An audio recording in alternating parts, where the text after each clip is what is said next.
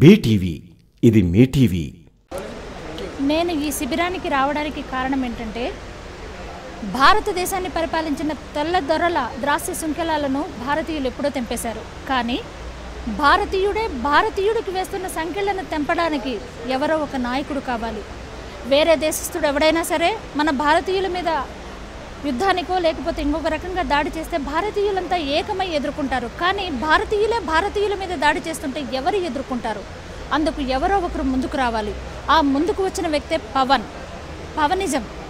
ఆ పవన్ అంటే బహుశా హనుమంతుడికి ఉన్న శక్తి మన పవన్ గారికి ఉంది. అందుకనే ఆయన బాటలో ఆయన వేదిక మీద భారతదేశంలోనే ఆంధ్రప్రదేశ్లో తెలంగాణలో కాకుండా భారతదేశంలో ఉన్న సమస్యల పట్ల కూడా మేము పోరాడడానికి మాకు ఒక వేదిక అనేది కావాలి. ఆ వేదిక ఈ వేదిక అయింది. జనసేన పార్టీకి నేను ఎందుకు వచ్చానంటే మనస్ఫూర్తిగా ఇవాళ నేను ఎలుగెత్తి చెప్పగలుగుతున్నాను. నిస్వార్థంగా నిరాడంబరంగా ప్రజల కొరకు ప్రజల చేత ప్రజలము మేమే మా కోసం మేము పని చేసుకోవడానికి మేము ఇక్కడికి వచ్చాం. కనుక ఆయన బాటలో మేము నిరంతరం పోరాడతాము.